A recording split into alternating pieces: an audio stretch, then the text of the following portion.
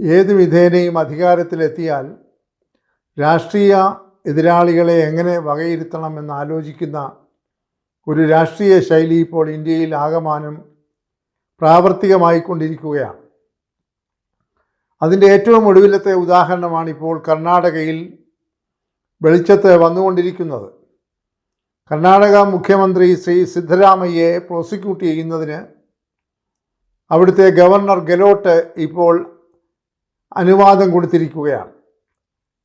അതിൻ്റെ രാഷ്ട്രീയ പശ്ചാത്തലം കൂടുതൽ ഈ വീഡിയോയിൽ വിസ്തരിക്കേണ്ടതുണ്ടെന്ന് തോന്നുന്നില്ല. കാരണം ഗവർണറും മുഖ്യമന്ത്രിയും തമ്മിലുള്ള പോരാട്ടം കർണാടകത്തിൻ്റെ മാത്രം പ്രത്യേകതയല്ല. കഴിഞ്ഞ കുറേ വർഷങ്ങളായി BJP ഗവൺമെൻറ് നിയോഗിക്കുന്ന ഗവർണർമാരും BJP ഇതര സർക്കാരുള്ള സംസ്ഥാനങ്ങളിലെ മുഖ്യമന്ത്രിമാരും തമ്മിൽ പല വിഷയങ്ങളിൽ ഏറ്റുമുട്ടിക്കൊണ്ടിരിക്കുകയാണ്. പശ്ചിമ ബംഗാളിൻ്റെ സ്ഥിതി എല്ലാവർക്കും അറിയാം. തമിഴ്നാട്ടിലെ അവസ്ഥ അറിയാം. കൊച്ചു കേരളത്തിലാകട്ടെ അത് സുപ്രീം കോടതി വരെ എത്തി നിൽക്കുകയാണ്. നിയമസഭ പാസാക്കുന്ന ചില നിയമങ്ങൾ ഒപ്പിടുന്നതിന് ഗവർണർമാർ വൈമുഖ്യം കാട്ടുന്നു. ചിലത് തടഞ്ഞു വച്ചിരിക്കുന്നു, ചിലത് രാഷ്ട്രപതിക്ക് അയച്ചു കൊടുത്തിരിക്കുന്നു. ഇങ്ങനെ വിവിധ തരത്തിലുള്ള ആരോപണങ്ങളാണ് ഗവർണർമാർക്കെതിരായി മുഖ്യമന്ത്രിമാർ ഉന്നയിച്ചുകൊണ്ടിരിക്കുന്നത്. അതിൻ്റെ ഒരു പ്രതിഫലനം എന്ന രീതിയിൽ തന്നെയാണ് കർണാടകയിൽ ഇപ്പോൾ സിദ്ധരാമയ്യക്കെതിരായി ഒരു ആരോപണം ഉന്നയിച്ചപ്പോൾ, ഒരു പൊതു താൽപ്പര്യം ഹർജിയായി കൊടുത്തപ്പോൾ ഗവർണർ വളരെ വേഗം പ്രോസിക്യൂട്ട് ചെയ്യാനുള്ള അനുമതി കൊടുത്തത്. അത് രാഷ്ട്രീയമായി ചെയ്യുന്ന ഒരു കാര്യമാണ്. കേന്ദ്രത്തിൻ്റെ ചൊൽപ്പടിക്ക് നിൽക്കുന്ന ഒരു ഗവർണർ BJP ഇതര സർക്കാരുള്ള കർണാടകത്തിലെ സർക്കാരിനെ അട്ടിമറിക്കാൻ നടത്തുന്ന ബോധപൂർവമായ നീക്കമെന്ന് പരക്കെ ഇപ്പോൾ ആക്ഷേപം ഉയർന്നിരിക്കുകയാണ്. എന്താണ് യഥാർത്ഥത്തിൽ സിദ്ധരാമയ്യയ്ക്ക് പ്രോസിക്യൂട്ട് ചെയ്യുന്നതിനുള്ള അടിസ്ഥാനപരമായ കാരണം? ഏതാണ്ട് 15 വർഷം പഴക്കമുള്ള ഒരു കേസിൻ്റെ അടിസ്ഥാനത്തിലാണ് ഒരു പരാതി ഉണ്ടായിരിക്കുന്നത്. അതായത് മൈസൂർ അർബൻ ഡെവലപ്മെൻറ്റ് അതോറിറ്റി കുറേ സ്ഥലങ്ങൾ, കാർഷിക ഭൂമി ഉൾപ്പെടെയുള്ള ചില കണ്ണായ സ്ഥലങ്ങൾ എടുത്ത് അത് വ്യാവസായിക ആവശ്യങ്ങൾക്ക് വേണ്ടി വികസിപ്പിച്ചെടുക്കുക എന്ന ഒരു പദ്ധതി ഉണ്ടായിരുന്നു. ആ പദ്ധതിയിൽ യഥാർത്ഥത്തിൽ 3.16 ഏക്കറിലധികമുള്ള ഭൂമി ഈ മുട ഏറ്റെടുത്തത്, അതിൻ്റെ യഥാർത്ഥ ഉടമസ്ഥ എന്ന് പറയുന്നത് ബഹുമാനപ്പെട്ട മുഖ്യമന്ത്രി സിദ്ധരാമയ്യയുടെ ഭാര്യയാണ്. സിദ്ധരാമയ്യയുടെ ഭാര്യയുടെ ഉടമസ്ഥതയിലുള്ള 3-ലധികം ഏക്കർ ഭൂമി ഈ മുട മൈസൂർ അർബൻ ഡെവലപ്മെൻറ്റ് അതോറിറ്റി ഏറ്റെടുത്തപ്പോൾ അതിന് പ്രതിഫലമായി അവർക്ക് നൽകിയ കുറേ സ്ഥലങ്ങൾ അത്യന്തം വളരെ വിലപിടിപ്പുള്ളതാണ്.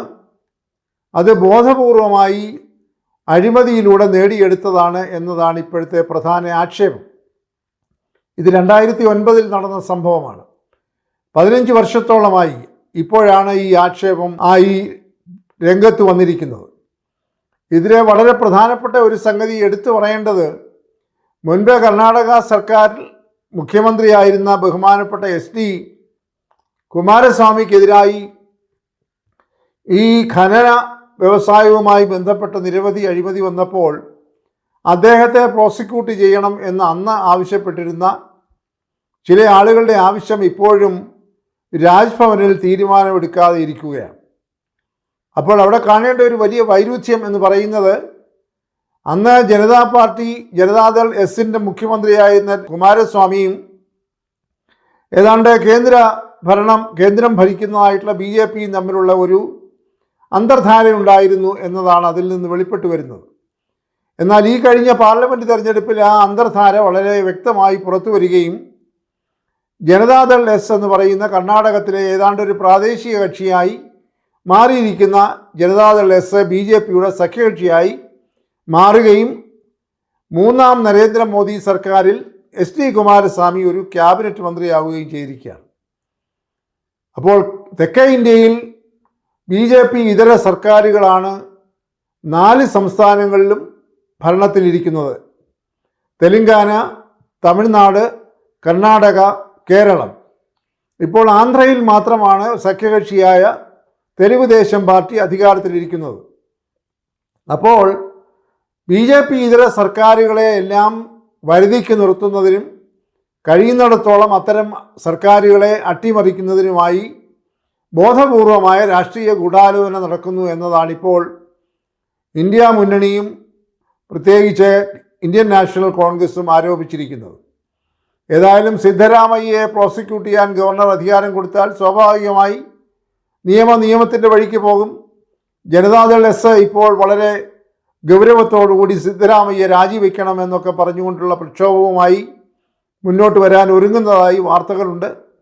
ഇവിടെ വേറൊരു വലിയ വൈരുദ്ധ്യം കൂടെ കാണേണ്ടതുണ്ട്. മുൻപ് ജനതാദളിൻ്റെ ഭാരതീയ ജനതാ പാർട്ടിയുടെ മുഖ്യമന്ത്രിയായിരുന്ന യെദിയൂരപ്പയുടെ പേരിലും ഇപ്പോൾ പ്രോസിക്യൂഷൻ നടപടി നടക്കുകയാണ്. അത് വളരെ സങ്കടകരമായ ഒരു കേസാണ്, പോക്സോ കേസാണ്. അദ്ദേഹത്തിന് വയോധികനായിട്ടുള്ള ഈ യെദിയൂരപ്പയുടെ എതിരായിട്ടുള്ളത് എന്നത് വളരെയേറെ ചർച്ച ചെയ്യപ്പെട്ട് കഴിഞ്ഞ വിഷയമാണ്. അപ്പോൾ ഇവിടെ ഒരു തരത്തിൽ പറഞ്ഞാൽ ഒരു കാവ്യനീതിയാണ് ഉണ്ടായിരിക്കുന്നത്. സിദ്ധരാമയ്യ മുൻ മുഖ്യമന്ത്രി ഒരു കേസിൽപ്പെട്ട് അന്വേഷണ വിധേയനായിരിക്കുന്നു.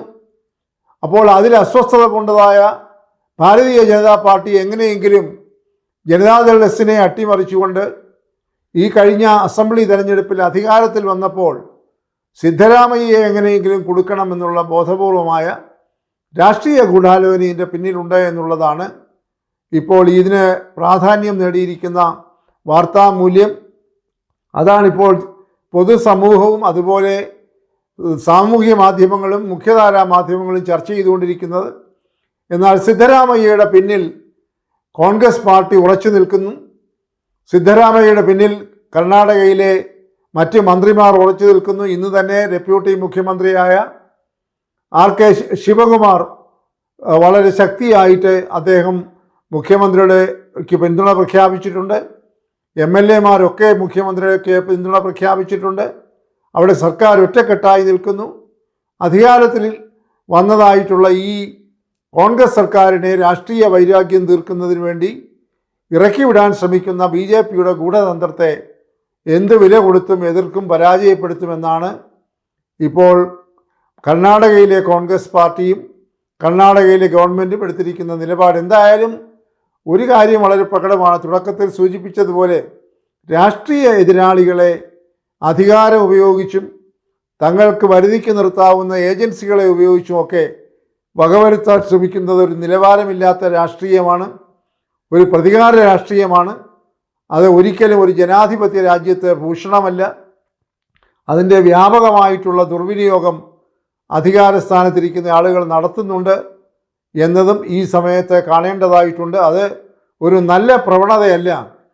ന്യായമായ രീതിയിൽ അധികാരത്തിൽ വരുന്ന, ജനാധിപത്യ രീതിയിൽ അധികാരത്തിൽ വരുന്ന സർക്കാരുകളെ ഭരിക്കാൻ അനുവദിക്കുകയാണ് കേന്ദ്ര സർക്കാരാണെങ്കിലും ഗവർണർമാരാണെങ്കിലും ചെയ്യേണ്ടത് എന്നതാണ് ഏറ്റവും പ്രധാനമായി ചർച്ച ചെയ്യപ്പെടുന്ന വിഷയം.